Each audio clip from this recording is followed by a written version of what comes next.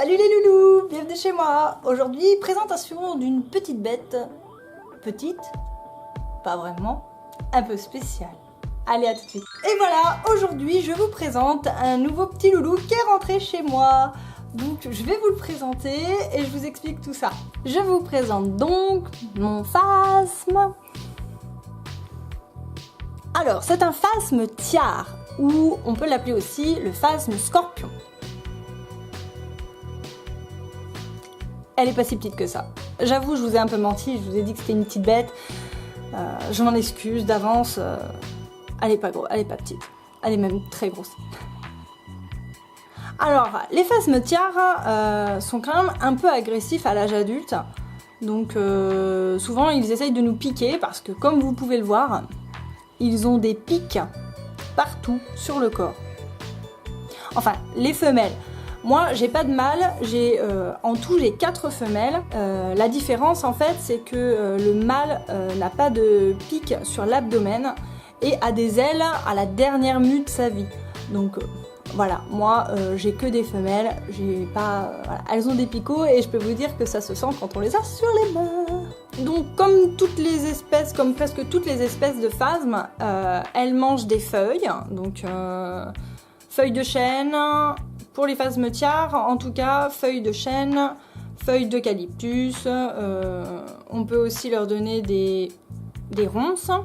Donc c'est ce qu'elles mangent quasiment toute l'année chez moi. Elles mangent des ronces. C'est plus facile parce que les ronces, il y en a l'été comme l'hiver. Elles sont vraiment trop jolies.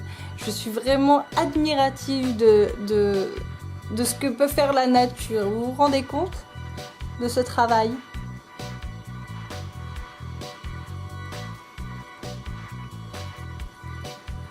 Elle ressemble à une feuille, une belle feuille morte.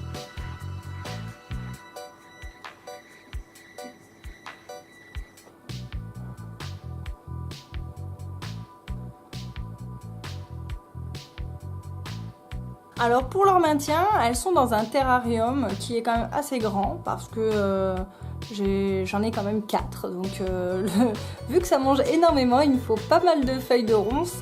Du coup, on a prévu très grand. Ensuite, pour que les feuilles de ronces durent plus longtemps dans le terrarium, on a préféré les mettre à tremper dans l'eau. Donc on a mis un petit pot avec de l'eau. Comme les anciens phasmes que j'ai eus, on m'avait dit de faire très attention parce qu'ils pouvaient se noyer au niveau de la boîte d'eau.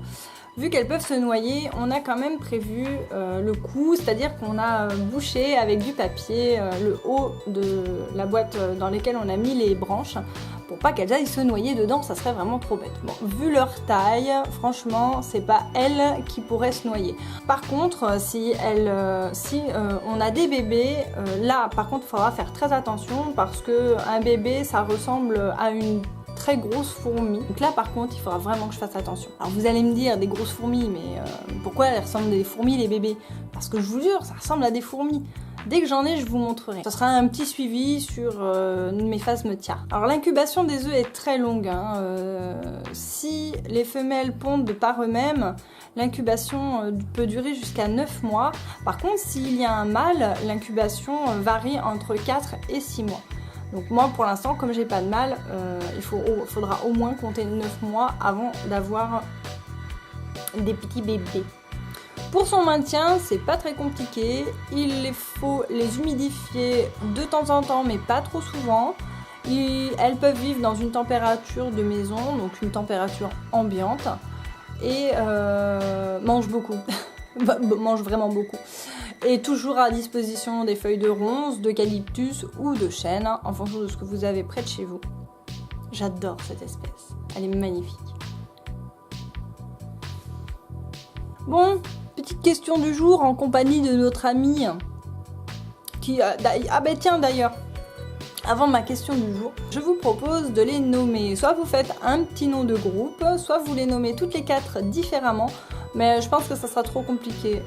Je sais les reconnaître, mais s'il faut que je m'amuse à vous donner les 4 à chaque fois, ça risque d'être un petit peu compliqué.